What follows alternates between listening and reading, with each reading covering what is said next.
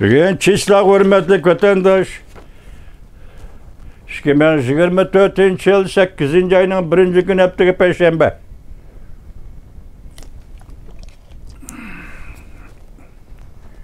Leksiyamızın devamı vatandaş. Mavzumunda Amerika Qo'shma Shtatlar Kengash palatasi partiya guruhlardan algıgan Tayvan bilan bir sepda turish qonun loyihasi ma'qullab, Jungoning Tayvanga hujum qilishni umumyuzlik iqtisodiy embargo qilib, cheklashni qaror qildi. Mavzuli xabar 8. ayning 1. kuni Amerika ovozining Xitoy tel programmasi e'lon qilindi. Xabar mundaq boshlandi. 4 parçalık siyade men başta ettim vatandaş Jungo'nu o ahvali nöbetki muşu dedim bunu dep oldum sizge. Endi hazır Garp dünyasının siyaseti Jungo qaratqan siyasi üstülep kilovatı dedim. Şunun 4-incisi mana vatandaş. Mundaq başlandı. Washington Kengash palatasının 2 nafar senatori ötken hafta Jungo'nun Tayvanga tajovuz qilishini cheklash uchun partiya guruhlardan alqıgan 2024 yıllık Tayvan bilan bir sepda turush qonun loyihasi o'tirib qo'ydi. Bu qonun loyihasi shuni ko'rsatib berdiki, Jungo Tayvanga tajovuz qilgan aman umumyuzlik va intayin qattiq iqtisodiy, energiya, pul muomala va boshqa sohalar bo'yicha embargo qilish uchraydi. Bu qonun loyihasi 7. ayning 26. günü Senatör Dan Sullivan, Senatör Duckworth tarafidan o'tirib qo'yildi. Bu 2 nafar senatör o'xshashla Kengash palatasi harbiy ishlar komitetining a'zolaridir.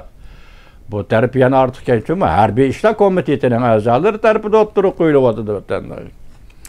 Bu qonun loyihasida bunday ko'rsatildi. Demokratik qo'shnilarga tajovuz qilg'ichilarni embargo qilish qatorliq bir necha masalalar bo'yicha yoki yana qatorliq bir necha inglizcha so'z iboradan tashkillangan STAND buning o'qilishi standi o'rnidan turish yoki yenida turish degandek vatandaş.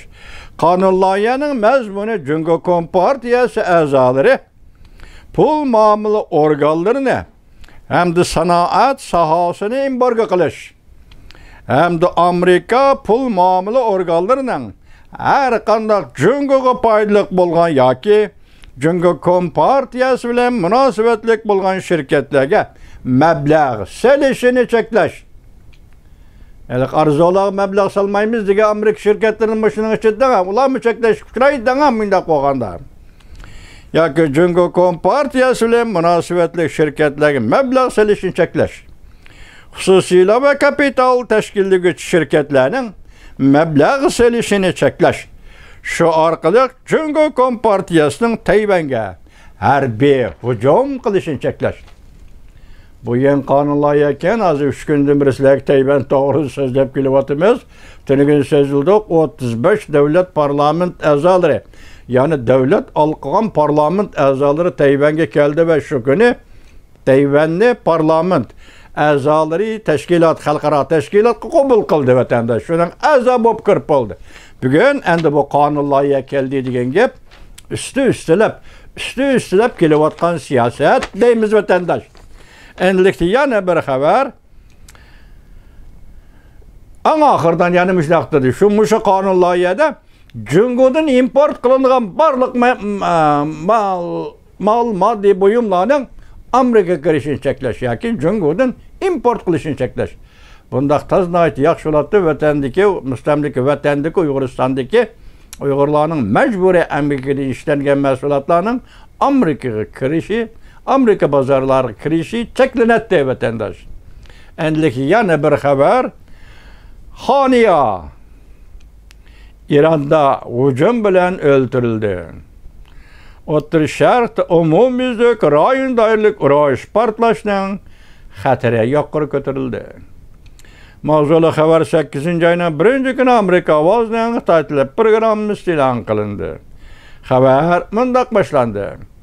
İsrailiya vaziri Netanyahu 7 ayının 31 günü mundaq ko'rsatdi.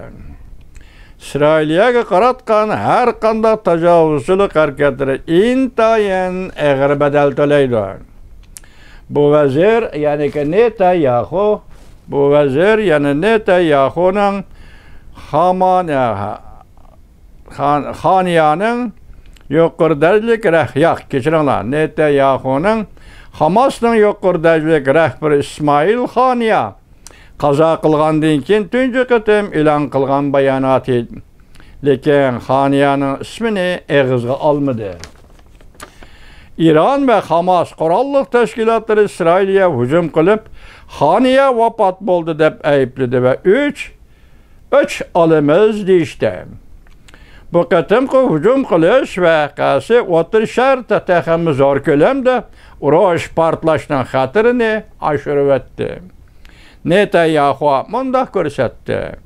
Kelgusida xristian taxmi ko'paydi. İsrailga G'azzada davomli Hamaschilarga zarb berdi. Taki Hamas uzil kesil tarmar bo'lguncha. Leksiyalarimiz tugadi vatandosh, bu xabarlarni anglagandan keyin men dedim, üstülep kelyapti junguga degan narsani tasavvuringizga qilaman vatandoshlar.